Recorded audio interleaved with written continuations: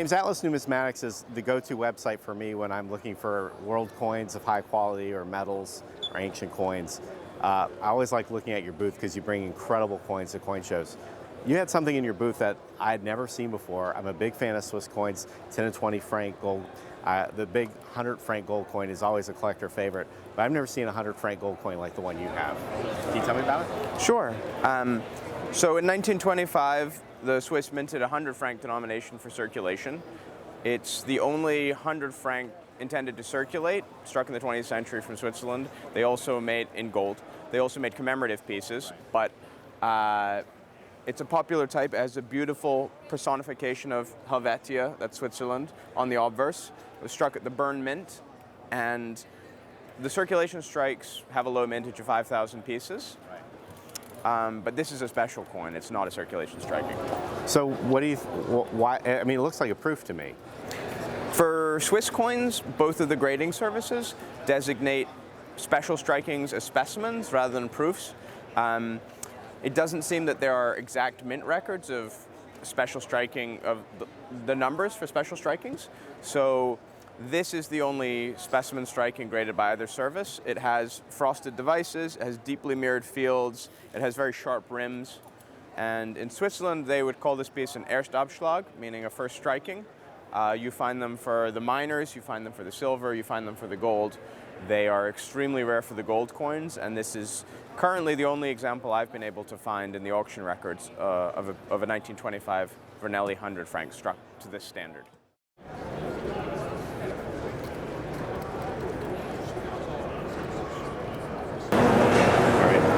So Julian, I saw in your case you had probably one of the best struck up 1806 halves I've ever seen. It is. It's an absolutely incredible coin.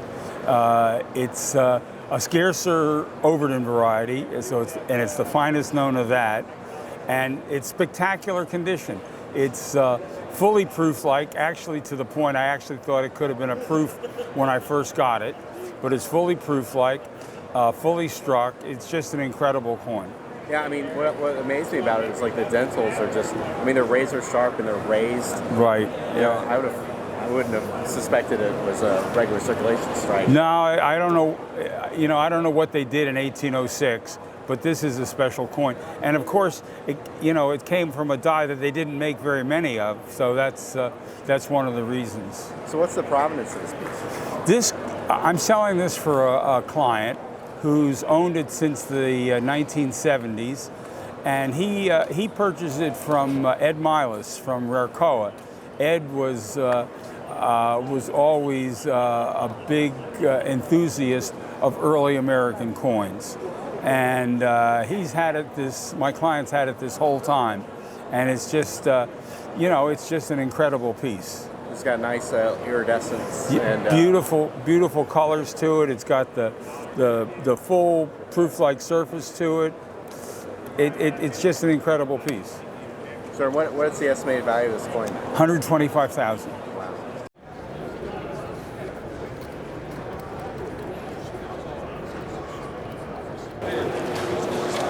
Hi Doug, I was walking by your booth at the World's Fair Money and I saw a date set of gold coins that I don't think you're going to see anywhere else. An 1857 date set from the SS Central America, and I think at least 3 of these coins are super rare and mint state anyway. Right. So tell me about this collection. Well, the Central America coins that everybody knows about are the 57S double eagles. Those are pretty ubiquitous. You could probably find 50 of them on the Bourse floor. The set that I have is a quarter eagle, a half eagle, and an eagle from the shipwreck in the original gold foil holders that were issued by PCGS about 15 or 20 years ago.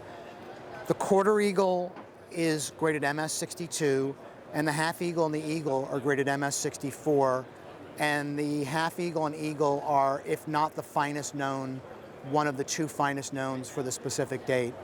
So the Central America recovery was essential for the availability of some of these issues to begin with.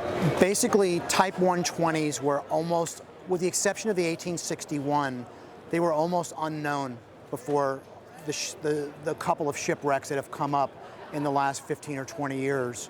So most of the San Francisco issues between 1855 and 1865, the populations have gone from next to nothing to dozens, or in the case of the 56 and 57S, or 57S, thousands.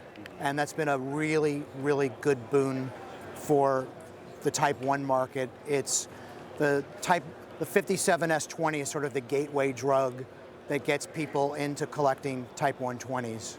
But that wasn't the case for these three issues because they remain rare. Right. There were under 100 examples of these three coins, or these three denominations found, and most of the ones were in lower grade. The coin that to me is the most remarkable here is the 57S Eagle. This coin's graded MS64. It's one of two known for the date in MS64. In my particular opinion, it's the finer of the two, and it's one of the two best no motto S-Mint 10 libs of any date that I've ever seen.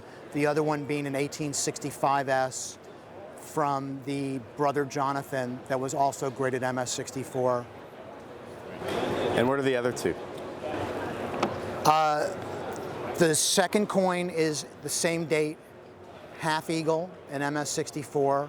Another really rare coin. I think its population either 1 or 2, nothing better. And no motto half eagles, even the common dates are all very rare in MS64, and only a handful of no motto 5s for the entire type exist in MS65 or finer. And these coins give you I mentioned before about a time capsule. I mean, these coins look very similar to when they came from the San Francisco Mint. They went probably through a couple of pairs of hands onto the boat, sank, and were recovered in the mid to late 1990s.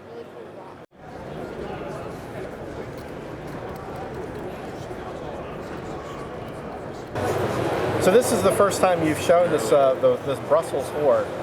Absolutely. It's been owned for over 100 years by an old English company called Baldwin's that finally went out of business. They sold their whole business. I was able to buy this hoard from them, the new owners, because they weren't really into this stuff. I tried to buy some of the coins in the 1970s when I lived in England and was a young coin dealer, and they wouldn't even show it to me. So it was kind of real fun getting to buy the whole deal. So what is the Brussels Hoard? The Brussels Hoard are English silver pennies. Before they went to copper pennies, they used to have a sterling silver penny. That's why it's called sterling. 240 of them made a pound. And the Brussels Hoard was found in Brussels in 1908. It was originally 160,000 coins of the silver pennies. Unfortunately, they melted about half of them at the time. Baldwin's bought about 60,000 of them. They went back to England. They've been sitting in their vaults for 100 years. They occasionally would pull out some for sale. During the 1930s and the Depression, things got so bad in the coin business, they actually melted some of the low-grade coins for the silver content because they're sterling silver. Right. But they're all Henry III pennies. He was one of the longest reigning English kings, and he reigned in the mid-1200s. So how were these coins found, and where were they found? They were in a basement of what they thought might have been a convent back in the 1200s when they were deposited. I think it was a different use now, and they were doing some construction, and they cracked into some old masonry, and look what they found. It was quite a find.